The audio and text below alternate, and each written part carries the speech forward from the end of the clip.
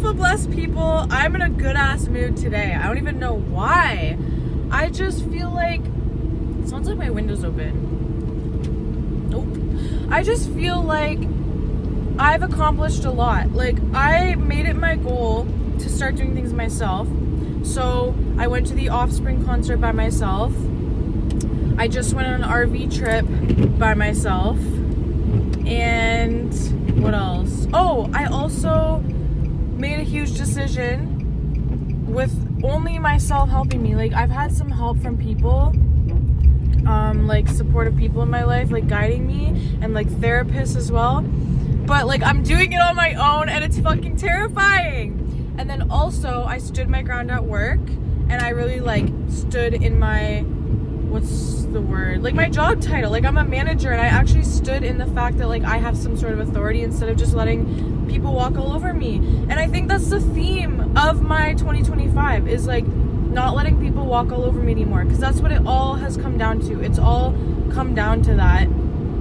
And if you've been with me on my journey and you're witnessing my growth, I hope that you're motherfucking proud of me, because I'm proud of you if you've been growing along with me. If you guys saw me like throughout the year, like I've been going through it, and it's not that I'm even not going through it anymore, but I'm finally feeling like I'm in the driver's seat of my life. Like, I have some form of authority over my life, and that not everything's just happening to me, or people are just doing things to me and I have to bend to their will. Like, I'm in charge of what I want to do, and my yes means yes and my no means no, and it feels good. And yeah, it rocks the motherfucking boat, and people will not like you, and it will cause fucking uproars, it will tear things apart. But guess what? I get to say that I have self-respect. So that's all that matters to me. That's the thing I want to talk about in today's video, is self-respect, but in terms of abusive relationships. Let me kind of break that down a little bit. So basically, I have been in a lot of abusive relationships, not physically, but mentally, emotionally. And when you're the type of person that's in those relationships, you notice that it's not just one. It's not just like, oh yeah, I dated this guy and he was an asshole. No, you start looking around and it's everybody in your life. Everybody starts to use you because you're that type of person that is used to giving your motherfucking heart, soul, blood, sweat, and tears. And when you're the type of person that's used to giving that, you attract people that want to take from you.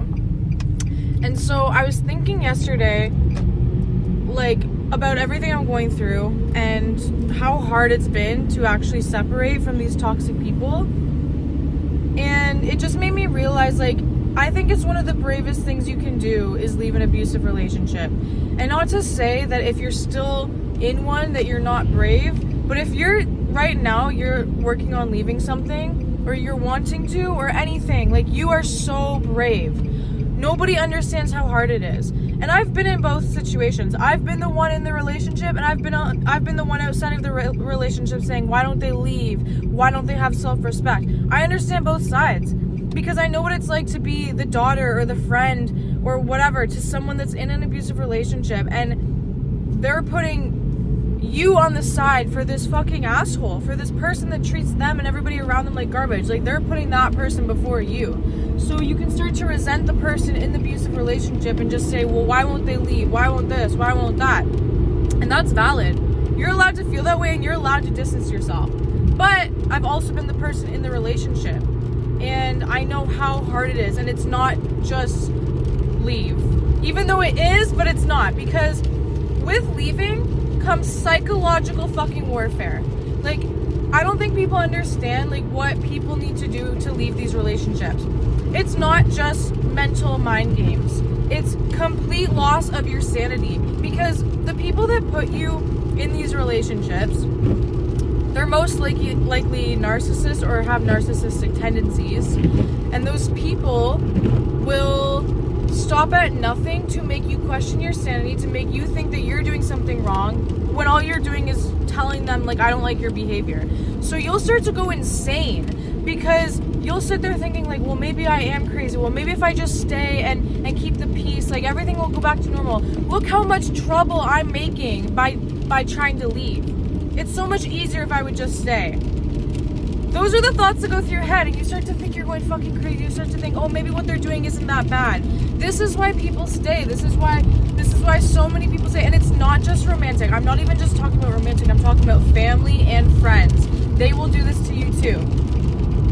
And on top of the psychological warfare, the gaslighting, the literal loss of your sanity, another huge thing that you have to lose when you're separating from a abuser is every fucking part of your life. Like it's literally, you have to say goodbye to your old life, because guess what, they're gonna turn everybody in your life against you.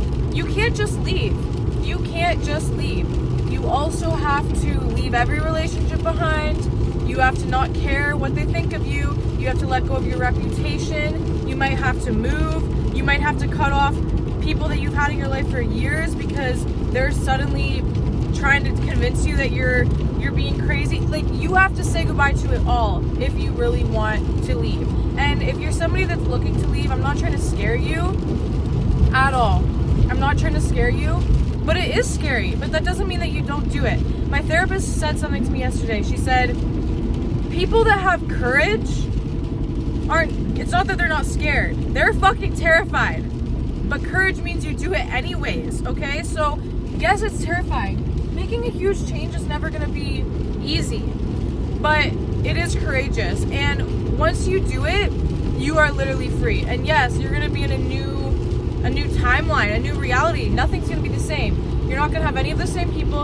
And yes, maybe every situation's different. Maybe in some situations you can still keep your old circle, your old whatever, but it is pretty common that you lose a lot of people, because if they're brainwashing you, you better believe they're brainwashing everybody around you. And especially when they're really good at twisting things, they can turn people against you really easily. And so I'm not trying to scare you. However, if you are somebody that's doing that, I want to say, like, literally, you are one of the bravest people on the planet.